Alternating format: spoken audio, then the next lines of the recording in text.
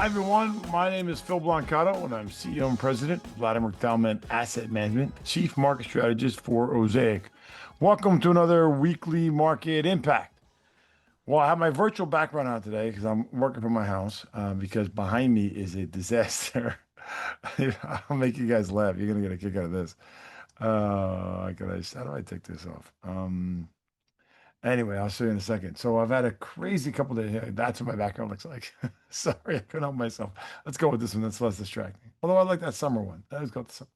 All right. So the reason why my background is a mess is because my basement here in my house, I've had to do a ton of work.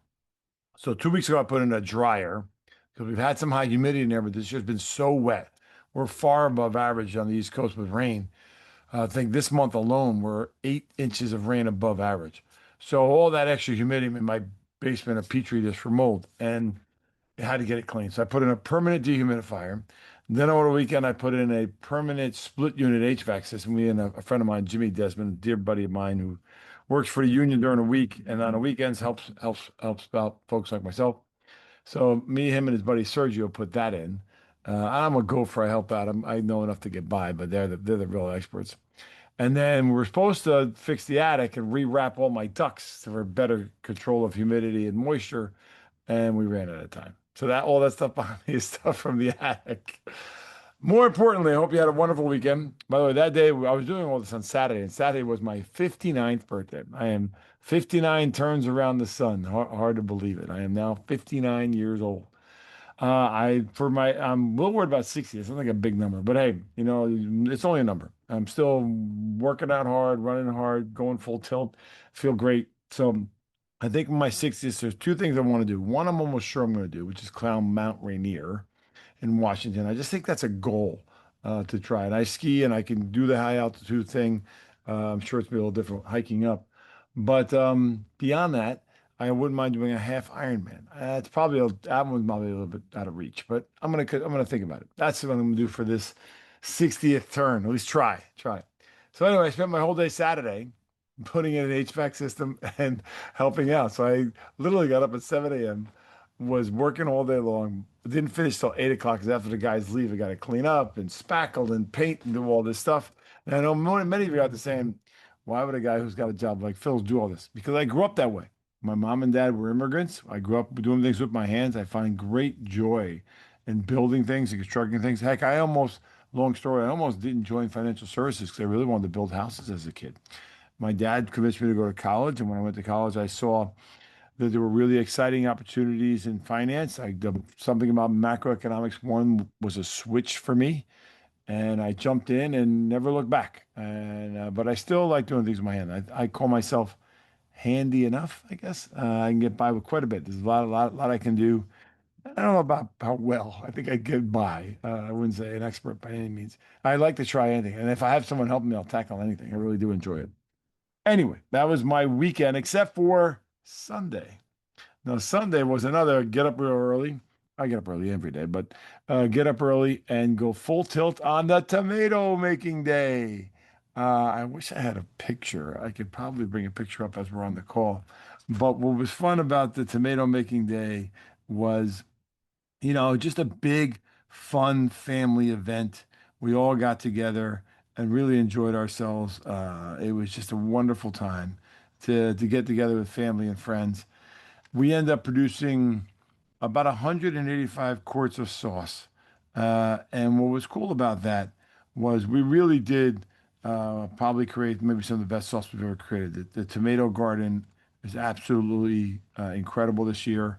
Really did well. Very, very proud of it. My dad has to be smiling down from heaven. I would hope because it really was pretty cool that we had so much success with the tomatoes this year.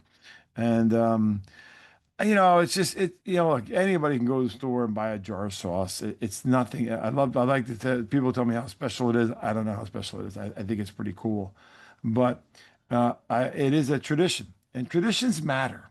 There's so much about AI and the world of AI and the things that go along with it, and how we're maybe losing sight of some of the things that matter to us in the world and what happens. Heck, I just read a piece over the weekend that the amount of robots that are going to be put into production over the next 10 years. It's kind of mind-blowing.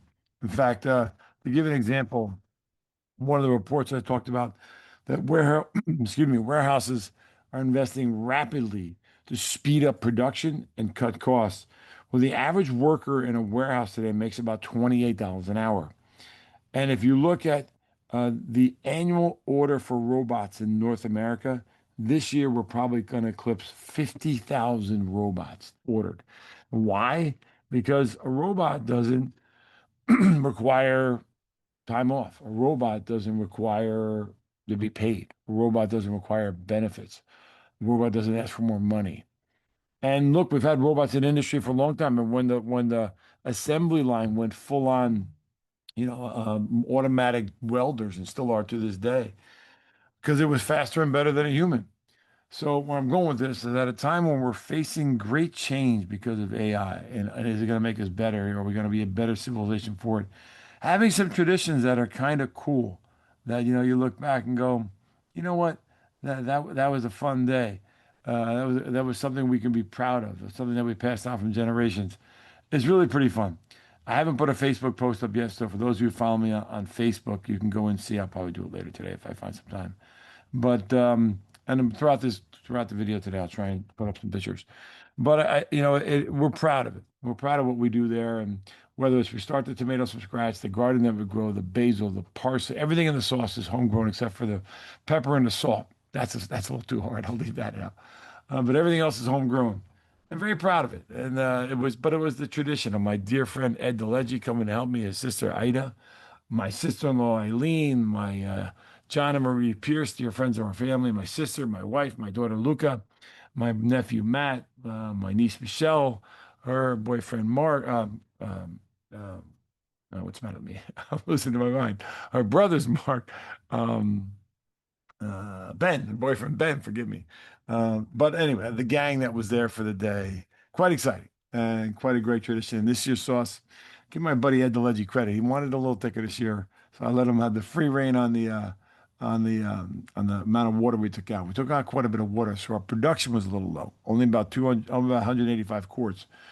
We had 10 bushels from the garden and 5 bushels we added. I like to mix store bought or farm bought and my garden. And the key is the mix of the tomatoes. It's not just plump. We bring in San Marzano and a few of the secret ingredients I can't give away.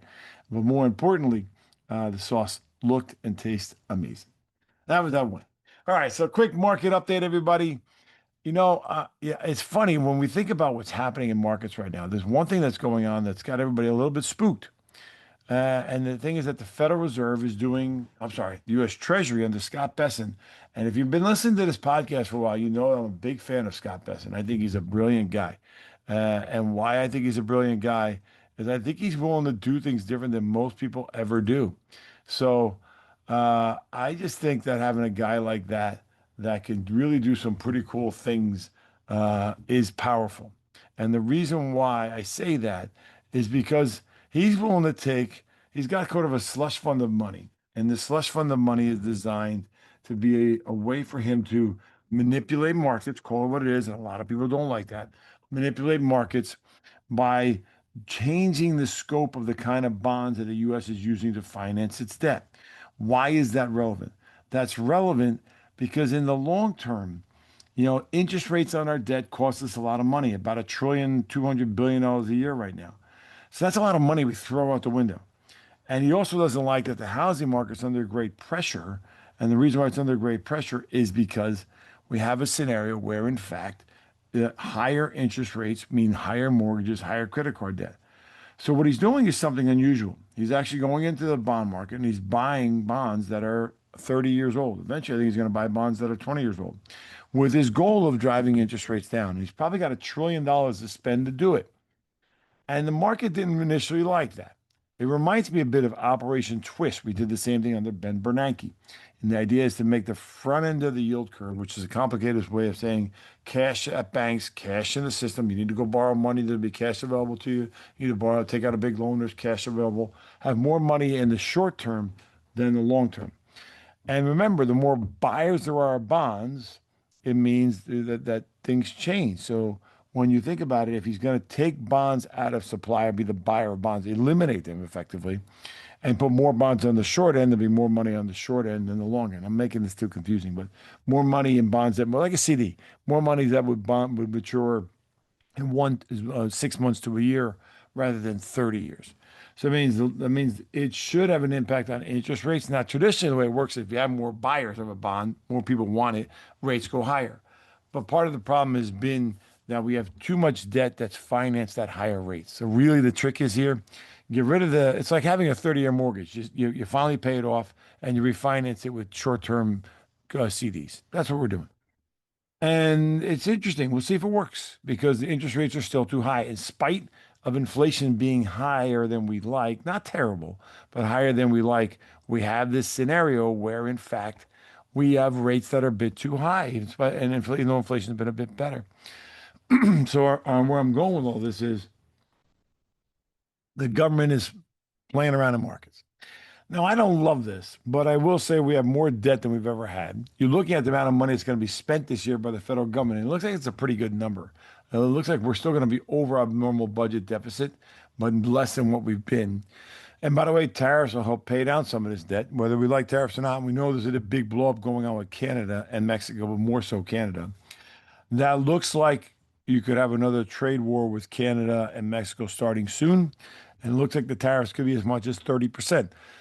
Now, remember the last time we went through a trade war, we had the market sell off quite significantly. And if this one blows up into a scenario where the Supreme Court issues passed, the way the president went about the first round of tariffs was basically squashed, and it made it kind of go away. Where the effective tariff rate went from around 4% to 8%.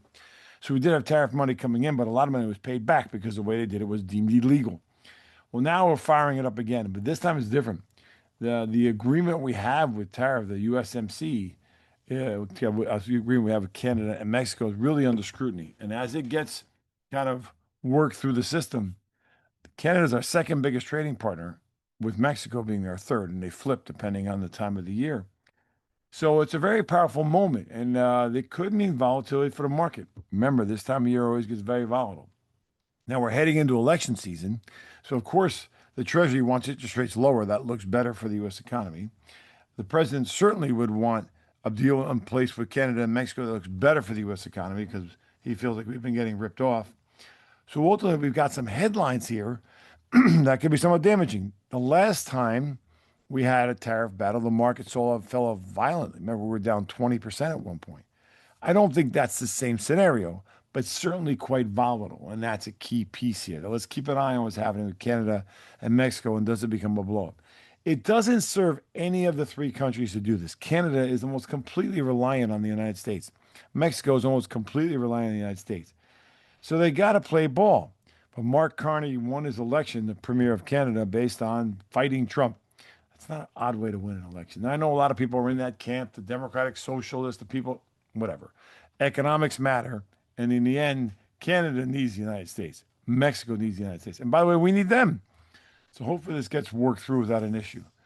So where I'm going with this is, you have the current Treasury Secretary manipulating the bond market a bit. Keep an eye on that headline. I don't think it has a big impact on it yet, but if it does drive interest rates lower, that's good for stocks and good for bonds. This week we get PCE, the all-important PCE. Why that matters? Personal consumption expenditure. It's the one data point every month that I hammer on a lot. And the reason why I hammer on it is because the Federal Reserve cares about where real inflation is. It's the real inflation measure. It's the one that's calculated and updated on a very frequent basis. So I think you have to look at this and to kind of take a step back. We got the Jackson Hole event going on, which we should get comments by the Federal Reserve. It's a kind of annual meeting to talk about where they are from a policy standpoint. And the debate about hiking rates flat or cutting rates is very, very valid right now. I don't think we should be hiking. I don't think inflation is that big of a problem. You got some issues with gasoline, but it's still not terrible. The situation in Iran is very fluid, and every day is a new adventure. But when you look at where we ended the weekend, about $80 a barrel on oil. I'll just check this morning real quick. $85 on WTI and 92 on Brent means you're going to pay $4 a gallon at the pump, give or take. So my point is that you have a scenario where the Treasury's messing around a little bit in markets. Beyond that, you've got this kind of unusual scenario with Canada and Mexico. Let's hope it doesn't become a full-blown event. And we have the situation in Iran that's not yet resolved. But we're going to get PCE this week. If PCE happens to come in flat or a bit better, well, then we're probably going to have a pretty strong week in the market. Now, here's some important points. Some of the data on headline, I don't know, sorry, my voice is a little cracky this morning. Some of the data on headline for unemployment got a little weaker last month. And then we're seeing some of the credit card default stuff get a little bit higher. Then we saw the retail sales number come in a little bit softer. So those are some things to keep an eye on. I still don't think it's a problem where we look at weekly jobless claims are not an issue. We're like almost all-time lows of people claiming for unemployment. We're looking at wages for the folks who make less than $100,000, basically flat against inflation. But if gasoline comes down, you get a resolution to the Iran situation. It should resolve itself. But still, as of right now, not terrible. I think it's okay. And then when you wrap it all together, we are in the dog days of summer. And this is when, for a lot of people in the South, they're very much back at school. Heck, Georgia football is only a month away, not even a couple of weeks away, I think. Pro football is only 3 weeks away, I believe. So depending on where you live, it's already fall, which is goofy. I mean, my gosh, the stores are full of Halloween stuff already, which is a very big spending holiday. Not as big as back to school, which is going to be 48 billion in spending this year.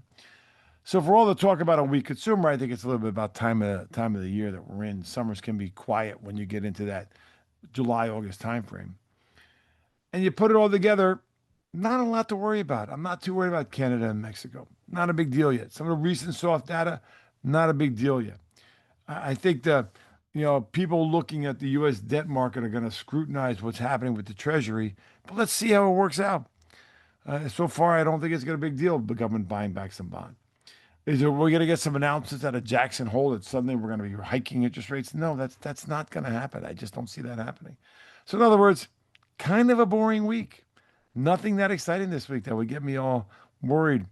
I mean, we had a relatively good, the quarter we're doing okay. For the quarter up 2.48%. Last week we sold off 1.39. NASDAQ was down 2%. Relatively normal. Why did we sold off last week? Because the Nasdaq was down. There were some concerns about what's going on in the tech sector. The overspending is a big thing. But this week, the almighty Nvidia reports earning. I think it's Wednesday. So that says a lot. What happens with Nvidia is going to happen with the tech sector. And I'm going to guess Nvidia's numbers are going to be excellent, but not excellent enough to push the markets higher. So by the way, we're still up 13% on the year in the S&P 500. The Dow's up 12% on the year. Guess what's doing well? Mid-cap stocks almost up 19% on the year. They were down 1.3 last week. And the winner, bingo, small cap stocks. Now here's why I like small cap stocks. They were down 1.6% last week, but still up 22.5% on the year. So we're down just slightly more than the S&P, but with a lot more return, nearly double. Still like that space. The bond market, uncooperative. In spite of the federal government trying to push rates down, didn't work last week. Now it just started. We only did 2 billion last week, going to 4 billion, and could go even higher than that. I wouldn't surprise you if they did 50 billion to make this work out. Right now it's a drop in the bucket. But the bond market on the year is still down about half of 1%. High yield bonds are up 2.4% this year. So you're getting a little reward for buying high yield bonds, but it's kind of a little bit late right now. So I don't think you get too worked up about that. So when you look at the market overall, small caps continue to be an interesting place to be. Emerging markets had a good week, up 1.24. The semiconductors, they kind of go back and forth. Emerging market looks like a semiconductor market to some degree. I mean, that's what certainly drives it. So, I mean, I don't worry too much about where we are in markets right now. The trade war thing is a bit goofy, no doubt about it. We'll see where that goes. If the U.S. imposed 50% tariffs on them, I don't think it's going to stick. $20 billion worth of Canadian goods early Saturday, and they've basically walked away from the negotiations. Let's see what happens. I care more about PCE right now than I do what's happening with Mexico and Canada, unless it gets significantly worse. I mean, that is a problem. I mean, look, inflation overall is still a tough thing. I looked at beef over the weekend because the big hullabaloo about what's happening with beef, and the big hullabaloo is about, is the president making a profound mistake by allowing other countries to import beef?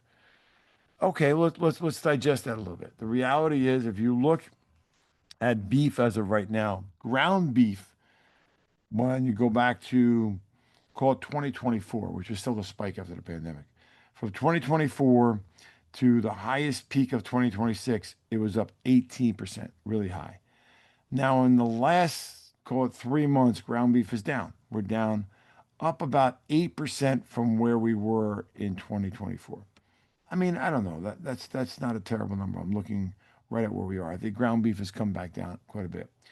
Here's the problem. Average price of ground beef, when you go further back, you went from $5 a pound to $7 a pound. So even if you've had a little bit of correction recently, you're still up about $2 a pound on ground beef. Now, it doesn't sound like a lot, but people care about the ground beef. That's a big deal. So I think, those are things that the president is stuck with right now. And reality is, I think that's having an impact on how he looks at the U.S. economy, how the Treasury sector look, and how the Federal Reserve looks at it. Why? Because they all want interest rates lower. Well, guess what? It's going to be very hard to get interest rates lower with a war in Japan, a war in Iran, and oil prices up at 85 to $90 a barrel. And the problem is that it just doesn't seem like the reality is we're just not getting anywhere from the negotiation with Iran. Iran's a tough cookie. They're not giving in. Will we get an economic, kind of destruction on Iran that the president's predicting? I don't know. It seems like every day is a new narrative. For all we thought was going to happen, for all the excitement about kind of getting past this, not but a few weeks ago, the strait being open, is the strait open right now? Is the strait closed right now? Hard to say. I would suggest it's probably closed more than open, but we know there's oil traffic going through there. When you do look at the oil markets, why it's not skyrocketed, places like Venezuela, an all-time high, United States, an all-time high, some oil coming out of Russia. So there's other Angola, another country producing a lot of oil, much more than they ever produced. So oil hasn't been the issue as of yet, but I guess we'll have to wait and see how that goes. All righty, one quick final point here, and I'll let you guys get back to summer. Semiconductors. For all the talk about semiconductors, can you believe they're still up 68% on this year? I want to make a point here. If you're going to be in asset classes that diversify your portfolio, that's brilliant. But at the same token, know that when you diversify from the big boring names like the Caterpillars and the JP Morgans of the world, or even Nvidias, and you go into semiconductors, which are going to be based on supply and demand of AI or chips or whatever, that comes with volatility. And if you look at them, it's very common for that sector to be down. Heck, it was down 30% at one point this year. Imagine the semis were down 30%, and now they're up 60% on the year. It's a 100% swing. So investing does come volatility. There's times you have to accept that things can get more volatile. And what that means is, you balance it out. You've got your conservative stuff on one side and your aggressive stuff on the other. You probably have much more in conservative than you do in aggressive, but you pair them, you balance them. That seesaw relationship.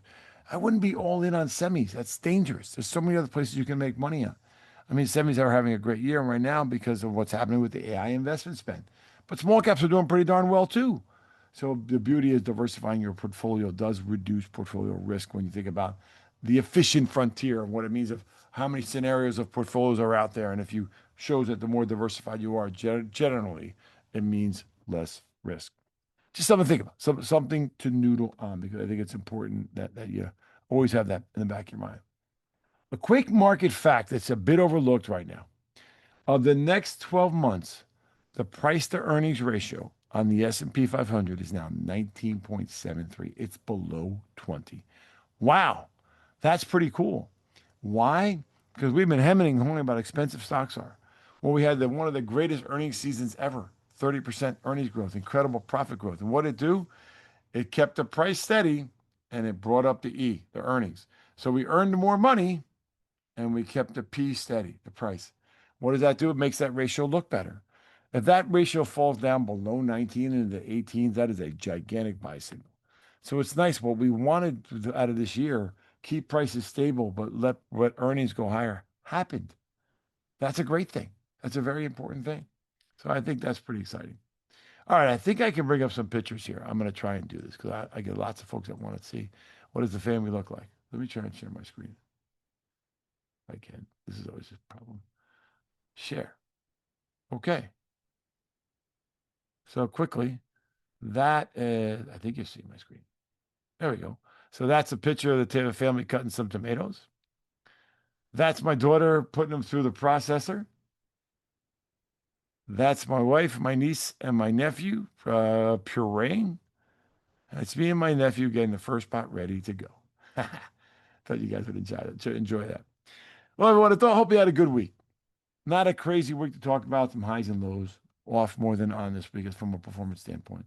But certainly, I don't think you want to get too worked up with what's happening in markets right now. September is the most volatile time of the year, and we're only a few days away from that. Earnings season was great. Assuming it hangs on, I think we'll be pretty much okay in markets. I think September is going to be a bit of a sell-off. Midterms are going to bring in lots of volatility, but as of now, things are pretty okay. We're still up 13% on the year. That's a great year. Shout out of the week. I'm going to do a thing this week rather than a person. My shout out goes to traditions. So I know that's goofy, but for a minute, what traditions do you have? Which one have you haven't done in a while? Is it, I don't know, a Halloween or a Thanksgiving tradition? You maybe not do it like you used to do. Maybe it's making tomatoes like we do, or preserving peaches, or something like that. Why that matters? At a time when technology dominates our lives, you're seeing schools around the country finally outlawing, making it not allowable to have cell phones during the day. There's a movement to not let kids below the age of sixth grade not have any electronics in school other than tablets that are strictly for learning, with no social media, no internet access. We have to wrap our head around the advancement of technology is powerful, but what makes us human, what brings us life and passion, what makes us, bind together when times are tough, the people that back you up, I think part of it is tradition. So my shout out is tradition. Don't let your traditions go, or try and hold on to them. Bring them back. Do something that gathers the family together. Something you can be proud of.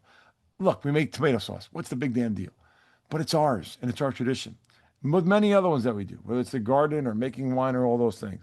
So my shout out goes to, don't let AI take away from your traditions. Maybe let AI make them more efficient. Maybe make them a little bit better. Who knows?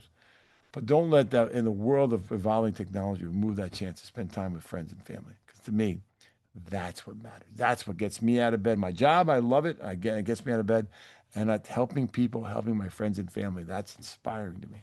And for those who I sent the jar of sauce, you've probably had it by now, and hopefully you know what I mean. Have a great week, everybody. Talk to you all real soon. Thank you for listening. And please share this podcast with friends and family. I want to increase my viewership. Everyone tells me how great they like it. We're trying to get to 20,000 people. I need your help getting me there. So please share it. If you have feedback for me how I can make it better, just let me know. Thanks a lot, everybody. Take care.